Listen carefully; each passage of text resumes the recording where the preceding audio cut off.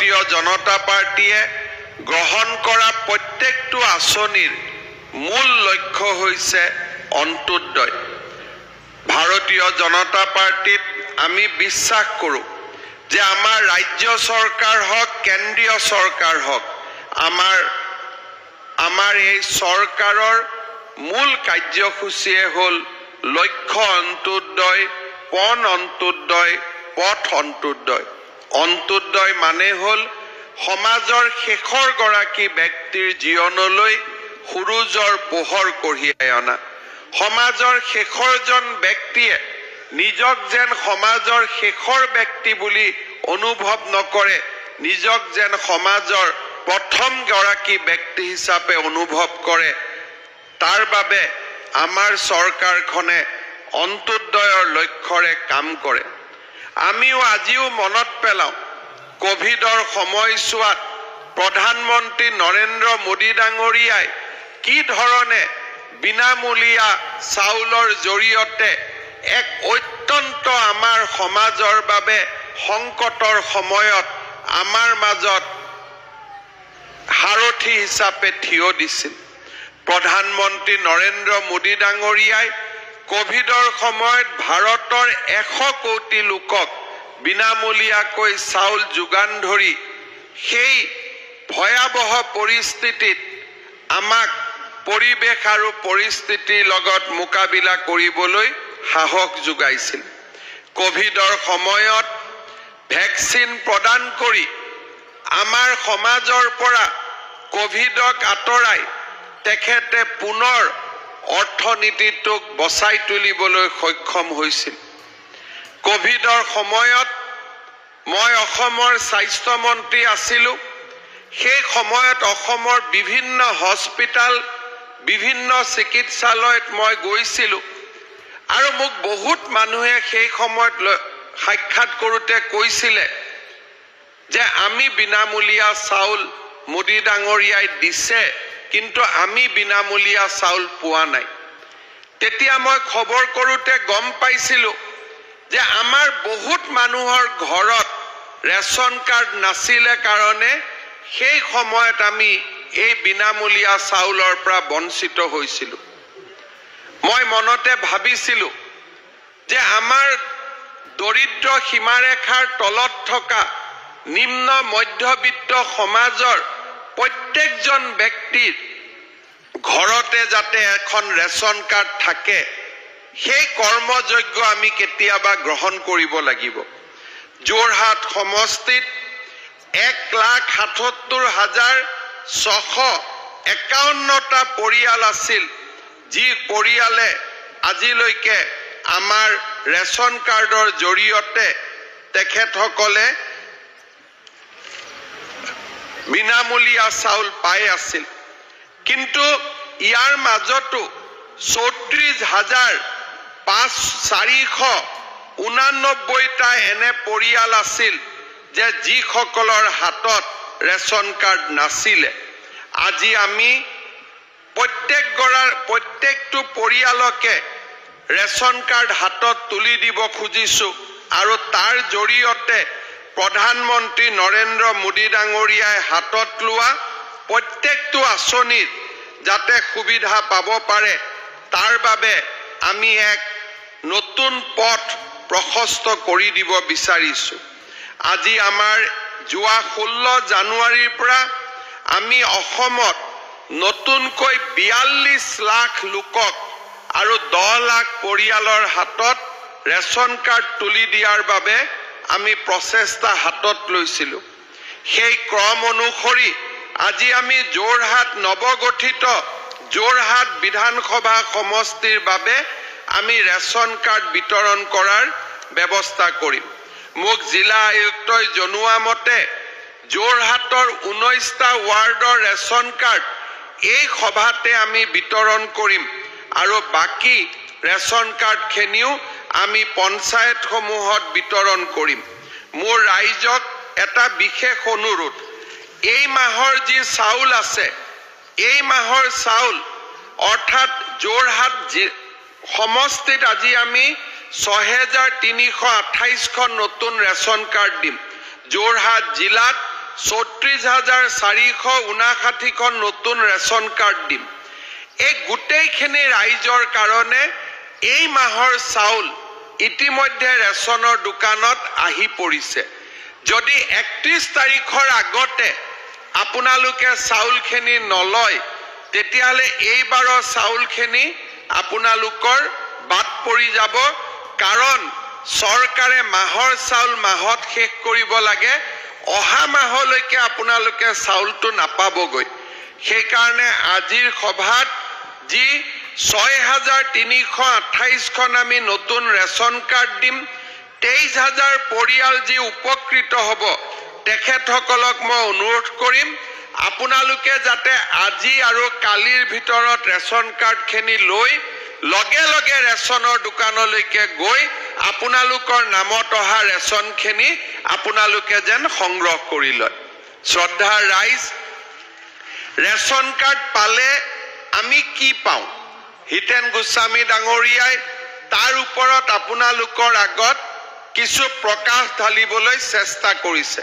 মই আপোনালোকক আকৌ অলপ ভাল কৰি বুজাই দিব খুজিছো।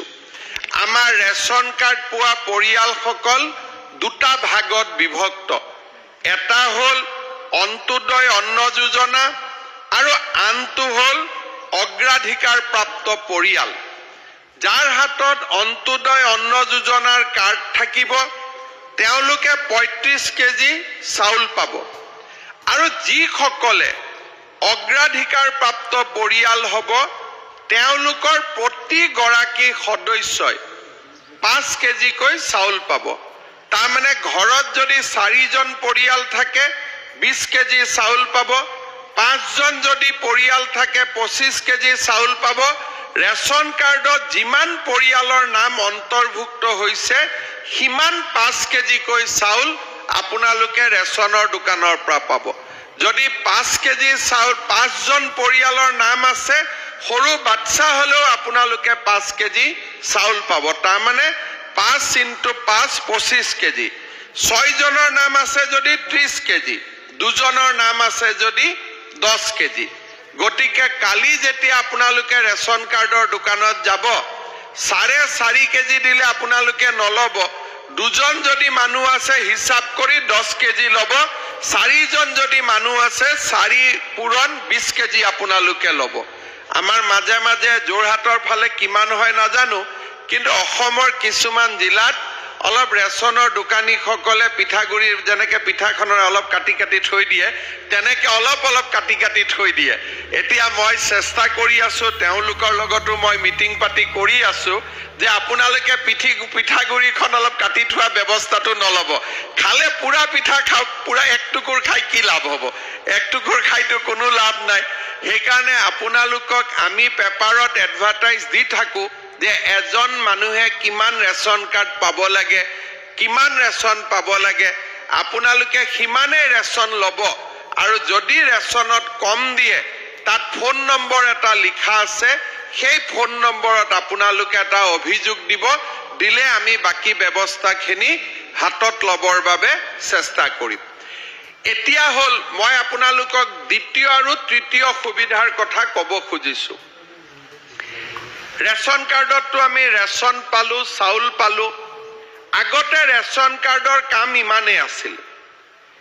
যোৱা বছৰৰ পৰা আমি এটা নতুন আঁচনি লৈছো, সেইটো হ'ল আগতে ৰেচন কাৰ্ড থকা মানুহৰ হাতত প্ৰধানমন্ত্ৰী আয়ুষ্মান কাৰ্ড পুৰা নাছিলে। যদি 10টা পৰিয়ালৰ ৰেচন কাৰ্ড আছে, 3টা পৰিয়ালৰ প্ৰধানমন্ত্ৰীৰ আয়ুষ্মান কাৰ্ড আছিলে। আমি প্ৰধানমন্ত্ৰী ডাঙৰীয়াৰ লগত আলোচনা কৰিলো আৰু আমি এটা সিদ্ধান্ত ললো যে যিমান পৰিয়াল আছে ৰেচন কাৰ্ড যাৰ হাততে আছে তেওঁলোকক আমি চাউলৰ লগত আৰু এটা সুবিধা দিব পাৰো নেকি? সুবিধাটো কি? যে মেডিকেল, ডিস্ট্ৰিক্ট হস্পিটাল আৰু নিৰ্দিষ্ট নাৰ্ছিং হোমত আমি 5 লাখ টকাকৈ বিনামূলীয়া মেডিকেল আমি সুবিধা কৰি দিব পাৰো নেকি? অৰ্থাৎ ৰেচন কাৰ্ডখন দেখালে 5 লাখ টকালৈকে আপোনালোকৰ ফ্ৰী ট্ৰিটমেন্ট হ'ব লাগে। প্ৰধানমন্ত্ৰী ডাঙৰীয়াই মোক ক'লে যে আয়ুষ্মান ভাৰত মোৰ প্ৰগ্ৰেম আছেই, লগত আয়ুষ্মান অসম আমি দুইটাই কৰি ল'ব লাগে, কৰি ৰেচন কাৰ্ড থকা যিমান পৰিয়াল আছে সকলো পৰিয়ালকে আয়ুষ্মান ভাৰতৰ কাৰ্ড দিব লাগে, যাতে 5 লাখ টকালৈকে আমি বিনামূলীয়া ট্ৰিটমেণ্ট পাব পাৰোঁ। আজিৰ পৰা আপোনালোকৰ কি হ'ব যে যিসকলে আজি ৰেচন কাৰ্ড পাব, কাৰ্ডখন পাওঁতে অলপ সময় ল'ব। আমাৰ আশা বাইদেউহঁত যাব, আপোনালোকৰ ফটো তুলিব, বা আমাৰ জীৱিকা সখী বাইদেউসকল যাব, আপোনালোকৰ ফটো তুলিব, কাৰ্ড বনাব, 2-3 মাহ লাগিব। কিন্তু কাৰ্ডখন নোহোৱালৈকে, এই ৰেচন কাৰ্ডখন দেখুৱালে আপোনালোকে মেডিকেলত আহিলে 5 লাখ টকালৈকে বিনামূলীয়া সাহায্য আপোনালোকে লাভ কৰিব পাৰিব। তাৰমানে আজি 6,000 ফেমিলিৰ নাম আমি কম্পিউটাৰত ইতিমধ্যে ভৰাই দিছোঁ। ৰেচন কাৰ্ডখন দেখুৱালে আপোনালোকে ট্ৰিটমেণ্ট পোৱা আৰম্ভ হ'ব। আগত চাউল আছিলে, এতিয়া চাউলৰ লগত চিকিৎসাও হ'ল। 3 নম্বৰ আৰু এটা সুবিধা আমি ৰেচন কাৰ্ড থকা পৰিয়ালসকলক দিওঁ, সেইটো হ'ল ৰেচন কাৰ্ড থাকিলে প্ৰধানমন্ত্ৰী উজ্জ্বলা যোজনা পাব লাগিব। উজ্জ্বলা যোজনাত আমি কি পাওঁ যে প্ৰথমতে আমি গেছ ষ্টোভ এটা পাওঁ, আৰু আমি প্ৰথমত এটা 5 কেজি ওজনৰ 2টা চিলিণ্ডাৰ আমি বিনামূলীয়াকৈ লাভ কৰোঁ। এইটো একবাৰ। কিন্তু তাৰ পিছত উজ্জ্বলা যোজনাত যিমানে গেছ ভৰাই আন মানুহতকৈ 300 টকা কম দামত গেছ কিনিব পাৰি। আজি মোৰ ঘৰত মই 900 টকাত গেছ কিনিম, কিন্তু উজ্জ্বলা যোজনা যাৰ থাকিব তেওঁলোকে 600 টকাত গেছ কিনিব পাৰে। তাৰমানে প্ৰত্যেক মাহত 300 টকা মোদী ডাঙৰীয়াই উজ্জ্বলা যোজনাৰ অধীনত থকা হিতাধিকাৰীসকলক কমাই গেছৰ চিলিণ্ডাৰ দিয়ে, আৰু আজি ৰেচন কাৰ্ড পোৱা পৰিয়ালসকলক আমি উজ্জ্বলা যোজনাৰ গেছৰ চিলিণ্ডাৰ দিয়াৰো আমি ব্যৱস্থা কৰিম। এইটো এটা আপোনালোকৰ অতিৰিক্ত সুবিধা হ'ব যোনে যোনে আগত লোৱা নাই। তাৰমানে আজি ৰেচন কাৰ্ডখনত আপোনালোকে কি পালে? 1 নম্বৰত গাই প্ৰতি 5 কেজিকৈ চাউল পালে। 2 নম্বৰ 5 লাখ টকালৈকে বিনামূলীয়া সাহায্য পালে মেডিকেল বছৰত। 3 নম্বৰ আমি কি পালো যে উজ্জ্বলা যোজনাৰ গেছ পাম, মাহিলী 300 টকা আমাৰ গেছৰ চিলিণ্ডাৰৰ দাম আন চিলিণ্ডাৰতকৈ কম হ'ব। এইটো হ'ল 3 নম্বৰ সুবিধা। আমি চেষ্টা কৰি আছো, একেদিনাই নহয়, লাহে লাহে আমি কৰিম। ইয়াৰ লগত 4 আৰু 5 নম্বৰ। 4 আৰু 5 নম্বৰটো কি যে প্ৰধানমন্ত্ৰী ডাঙৰীয়াৰ 2টা বীমা আঁচনি আছে। এটা বীমা আঁচনিত দুৰ্ঘটনা হ'লে সহায় পায় 2 লাখ টকা, আৰু এটা বীমা আঁচনি আছে ঘৰত মৃত্যু হ'লে সেই মৃত্যু হোৱা পৰিয়ালটোৱে চৰকাৰৰ পৰা ইঞ্চুৰেঞ্চ লাভ কৰে। কিন্তু সেই ইঞ্চুৰেঞ্চখিনি আমাৰ অসমত জনপ্ৰিয় হোৱা নাই, কাৰণ বছৰি 12 টকা দিব লাগে, আমাৰ মানুহৰ ল'বও নাযায়, আনিবও নাযায়। আমি গোটেই ৰেচন কাৰ্ড থকা পৰিয়ালখিনিক চৰকাৰৰ ফালৰ পৰাই লাহেকৈ আমি বিনামূলীয়াকৈ ইঞ্চুৰেঞ্চ কৰি দিয়াৰ ব্যৱস্থা কৰিম, যাতে ৰেচন কাৰ্ড থকা পৰিয়ালখিনিৰ অন্তত এক্সিডেণ্ট বা ঘৰত মৃত্যু হ'লে চৰকাৰৰ পৰা যাতে এটা সহায় নিজে নিজে পাই যাব পাৰে। এইটো আমি 4ৰ্থ এটা সুবিধা দিব খুজিম। এবছৰতে নহ'ব, কিন্তু লাহেকৈ 26 চনৰ আগতে আমি এই কামটো কৰি দিম। পঞ্চমতে মোৰ মনত ইচ্ছা আছে যে ৰেচন কাৰ্ড থকা পৰিয়ালবিলাকে অৰুণোদয়টো লাভ কৰক। যাৰ যাৰ ঘৰত ৰেচন কাৰ্ড আছে সিলেকশ্যন কৰিব নালাগে, যাৰে ৰেচন কাৰ্ড আছে তাৰে অৰুণোদয়। এতিয়া আমাৰ অসমত ৰেচন কাৰ্ডৰ পৰিয়াল আছে 52 লাখ, অৰুণোদয় পায় 30 লাখ। কিন্তু এই 30 লাখ আমি ৰেচন কাৰ্ড অনুসৰি দিয়া নাছিলোঁ, গতিকে লাহেকৈ আমি অৰুণোদয় আঁচনিটো বদলাই যাৰে ঘৰত ৰেচন কাৰ্ড আছে তাকে আমি এটাকৈ যদি অৰুণোদয় দিওঁ তেতিয়াহ'লে অৰুণোদয় কোনে পাইছে বুলি ক'লে চবে হাত উঠাই দিব, নহ'লে সদায় খেলি মেলি এটা লাগি থাকিব।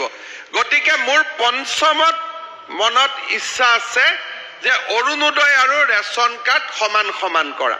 কিন্তু যিটো মই ক'লো যে চাউল পাব লগে লগে পাব, হেল্থ ইঞ্চুৰেঞ্চ যিটো মই ক'লো 5 লাখ টকালৈকে বিনামূলীয়া সাহায্য সেইটো লগে লগে পাব, উজলা লগে লগে পাব, কিন্তু ডেথ আৰু এক্সিডেণ্ট ইঞ্চুৰেঞ্চ আৰু অৰুণোদয় মই এইটো অলপ পৰ্যায়ক্ৰমে লাহে লাহে কৰিম, কাৰণ চৰকাৰেতো মানুহৰ পৰা টেক্সো ল'ব নোৱাৰে, অলপ অলপ কষ্ট কৰি পইচা গোটাই গোটাই কৰি থাকিব লাগে।